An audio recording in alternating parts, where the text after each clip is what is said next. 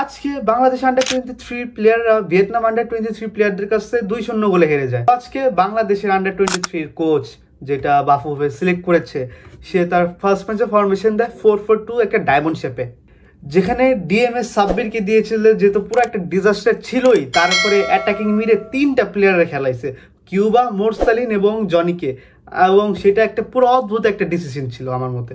মানে একটা মিডফিল্ডার নাই যে পুরো বলটাকে হোল্ড করবে এবং গেমটাকে প্লে করবে।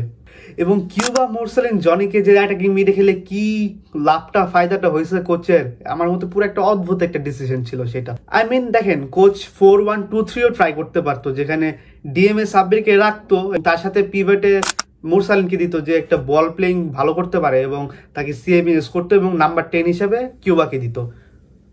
আর দুই সাইডে তানিল এবং রাহুলকে তো ইউজ করতেই পারতো। এবং নেক্সট ম্যাচ থেকে ফাহমিদুল আসতেছে, নেক্সট ম্যাচ থেকে ফাহমিদুলকে আমি চাই যে দুই সাইড, এক সাইডে ফাহমিদুল আর এক সাইডে তানিল শালিক থাকুক।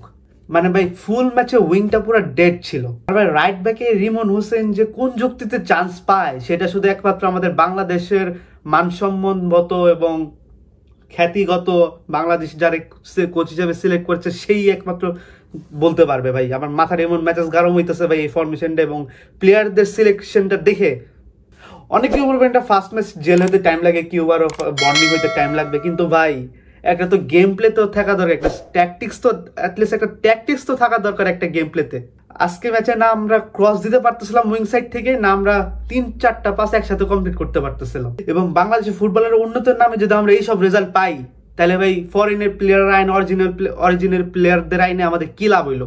আর ভাই সত্যি বলতে আমার এই কোচের ট্যাকটিক্স একদমই ভালো লাগেনি আজকের ম্যাচে। আই হোপ তারা পরের ম্যাচ থেকে ট্যাকটিক্সটা একটু চেঞ্জ করে এবং নতুন কিছু ট্রাই করার চেষ্টা করে। আমি যেটা বললাম 4-1-2-3 কিন্তু is a good formation for our players. আমাদের প্লেয়ারদের যে ক্যাপাসিটি, তারা ওই ফরমেশনে ভালো করতে পারবে আমার যা মনে হয়। নেক্সট ম্যাচে ইয়েমেনের সাথে আমাদের জিততেই হবে যে করে হোক, এবং আমাদেরকে বাংলাদেশ ফুটবল যে উন্নতি হইতেছে এটা যদি বুঝাইতে চায় বাংলাদেশের কোচ এবং বাংলাদেশ ফেডারেশন যে মেম্বাররা, তাহলে কোচকে পরের বার থেকে আর রাখবে না এবং তাদের ব্রেন দিয়ে ইউজ করে তাদের কোচ সিলেক্ট করতে হবে। যে কোচের একটা ভালো একটা ট্যাকটিক্স আছে বা তার একটা গেমের সম্বন্ধে আইডিয়া আছে যে এই প্লেয়ারদের এইভাবে খেলালে আমি ফুল পটেনশিয়ালটা তাদের আনলক করতে পারবো। সো গাইস কমেন্টে জানিয়ে দিন আপনারা যে বাংলাদেশ কি আসলে কোয়ালিফাই করতে পারবে আন্ডার-23 প্লেয়ার্সরা, নাকি আমরা এবারও হতাশ হয়ে ফিরে আসবো দেশের মাটিতে। পিস আউট, মেজাজ খারাপ।